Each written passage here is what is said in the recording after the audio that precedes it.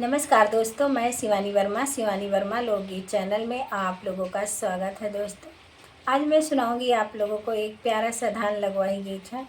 सुने आप लोग और बताइए कमेंट बॉक्स में आप लोगों को कैसा लगा और गीत का पूरा आनंद लीजिए आप लोग। तो आइए सुने ये प्यारा सा धान लगवाई गीत।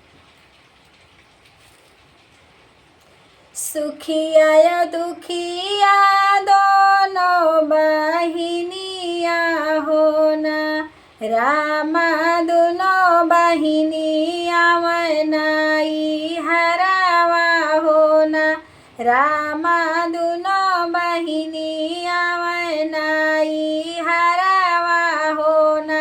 सुखिया तवाई मोटर गड़िया होना, रामा दुखिया जे आवै पलकी सवरिया होना, रामा दुखिया जे पलकी सवरिया होना। सुखिया के बिछावे भाऊजी गद्दा गलैचा होना, रामा दुखिया के टूटाही खाटियावा होना, रामा दुखिया के टूटाही खाटियावा होना। सुखिया के खियावे भौजी पुड़िया मिठाइया होना, रामा दुखिया के सुखी भाउरिया होना, रामा दुखिया के सुखी भाउरिया होना। सुखिया के दिही भाऊजी गहना से गुरिया होना, रामा दुखिया के सिर भर को दैया होना, रामा दुखिया के सिर भर को दैया होना। लावन मोरे भैया हमारी विदैया होना, रामा दुखिया के पैदल भेजी दिहाले होना, रामा दुखिया के पैदल भेज दियाई होना। द्वार पे पहुँची दुखिया खोली को दैया होना, रामा कोदाई होई गए हीरा मोतिया होना, रामा कोदाई होई गए हीरा मोतिया होना। सुखिया बहिनी जाऊ सुनी पावई होना, रामा दौड़ी दौड़ी आमनाई हरावा होना, रामा दौड़ी दौड़ी आमनाई हरावा होना।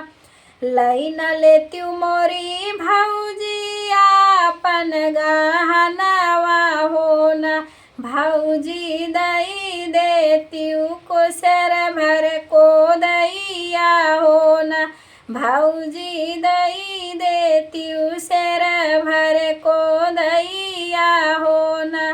दुअर पे जाई सुखिया खोलई गठरिया होना, रामा गठरी से निकरा है मटिया होना, रामा गठरी से निकराई मटिया होना। आंगन में ठाड़ी भाई सुखिया बहिनिया होना, रामा नोचै लागी छानी छापरिया होना, रामा नोचै लागी छानी छापरिया होना। दुअर से पिया के बोलावै सुखिया बहिनिया होना, पिया चला चलत्यो दुखिया बहिनी के घरावा होना, पिया चला चलो दुखिया बहिनी के घरावा होना।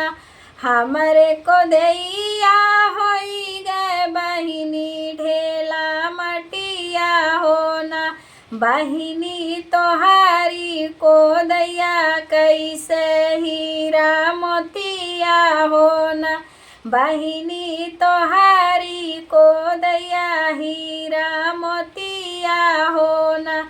यतनी बचनी सुनी दुखिया बहिनिया होना। रामा सुखिया बहिनी के समुझावई होना।